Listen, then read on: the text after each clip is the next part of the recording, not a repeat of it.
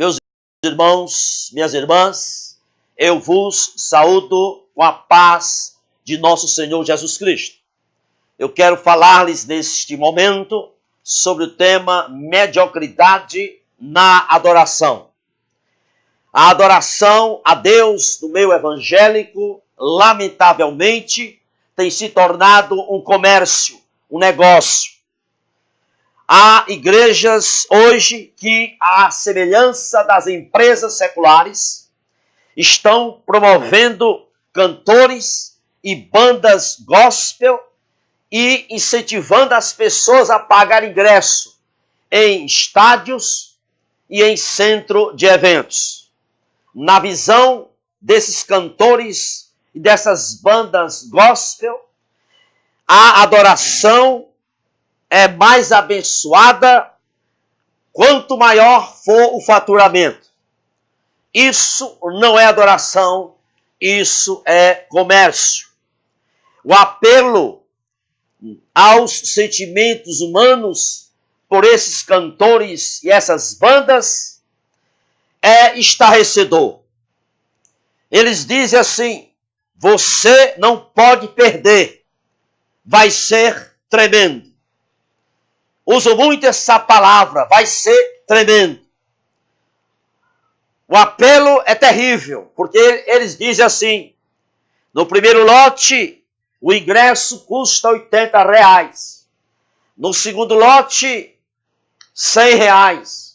No terceiro lote, R$120. Isso não é adoração, isso é comércio. Meus irmãos, a finalidade da adoração bíblica não é criar um ambiente festivo, não.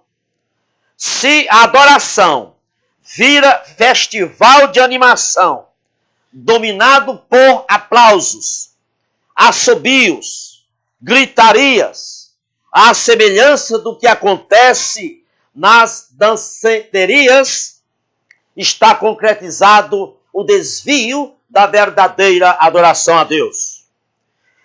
A verdadeira adoração a Deus, ela desempenha um papel fundamental de ensino e de admoestação. O bom cântico instrui uma boa doutrina. Lutero já dizia: a música é serva da teologia. Então, quando nós estudamos, por exemplo, o livro de Salmos, nós constatamos que o livro de Salmos é cheio de elaboração doutrinária. É repleto de admoestações. Lamentavelmente, a maioria das músicas e corinhos que se canta nas igrejas hoje não tocam a superestrutura da doutrina cristã. Por isso, é urgente nós examinarmos, avaliarmos a música que estamos cantando.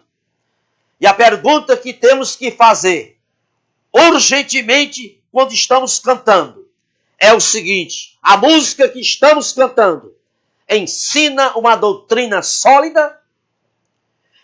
O que cantamos nos admoesta a corrigir o nosso modo de viver?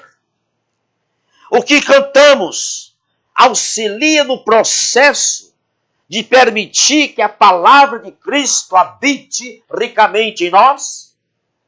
Meus irmãos, se estamos cantando uma música que não tem palavras que edificam, que não nos admoesta, nós estamos insultando a Deus. Escute bem: louvor que não recorda que somos pecadores e de que precisamos nos santificar, não é louvor bíblico. Muitas igrejas abandonaram a função de sal e terra, porque se vestiram com as mesmas roupas escuras que o mundo se veste, identificando-se com o lixo musical próprio dos adoradores de demônios, próprio dos ímpios. Muitos pastores, lamentavelmente, para não entrar em conflito com as famílias da igreja, ou porque querem casa cheia, aceitam a batucada carnavalesca dessas bandas que conduzem o culto ao bizarro. Muitos pastores, com medo de não ferir, de não atingir as famílias da sua igreja, ou porque querem a igreja lotada, aceitam as canções destituídas de valor bíblico doutrinário. Escute bem, meus amados irmãos e irmãs. Satanás, ele quer acabar com hinos que têm doutrina. Ele quer acabar com o hino doutrinário. Satanás quer acabar com hinos que perturbam o inferno. Satanás quer ver a igreja se embriagando com o mundo, cantando músicas que, ao invés de fazer o inferno tremer, fazem os demônios rirem e dançarem. Satanás, ele quer ver a igreja envolvida com os alaridos de Amaleque, que insultam a santidade de Deus. É muito comum esses cantores e essas bandas gospel apelarem dramaticamente para os sentimentos das pessoas. São apelos do tipo assim: a presença de Deus é tangível aqui neste lugar. Antes de dar início à música, antes de cantar, eles começam trabalhando as emoções e começam a dizendo isso: a presença de Deus aqui é tangível. Outros dizem assim: a música que vamos cantar agora é uma música poderosa.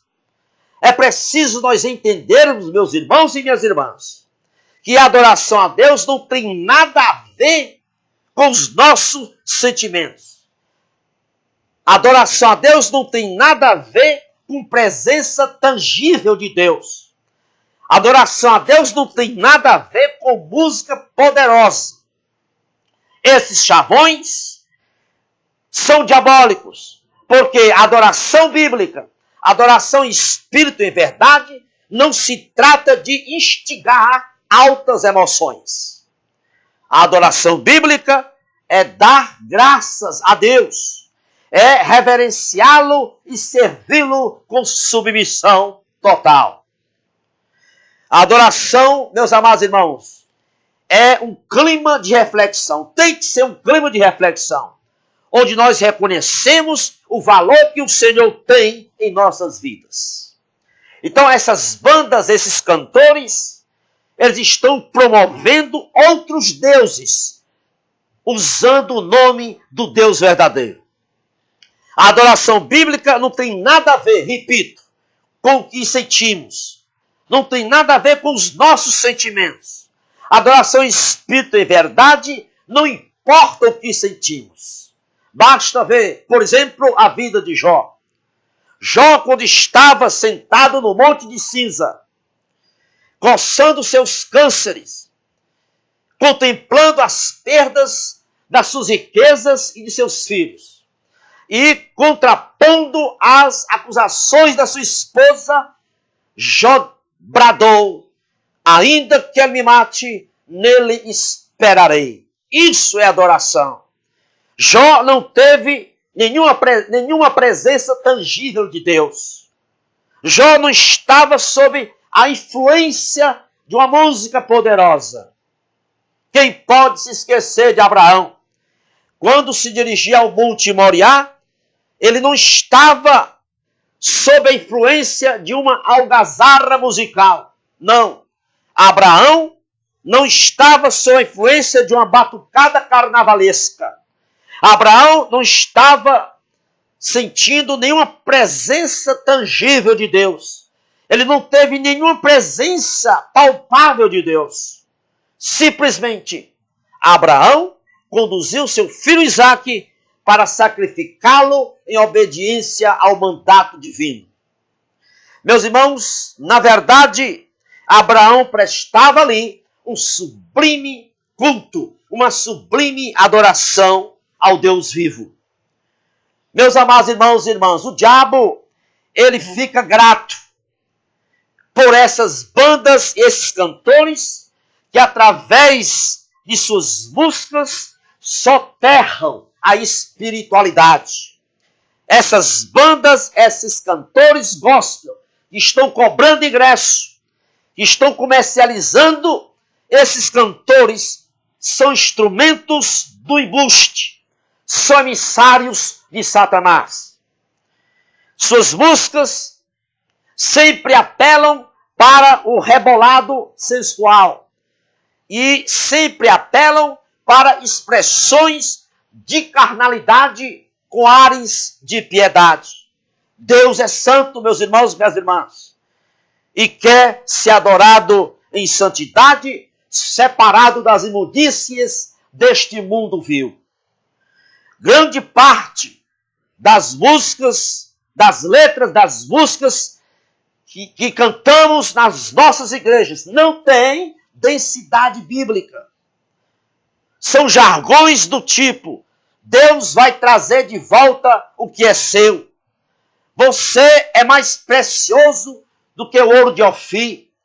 Quem tem promessa de Deus não morre não.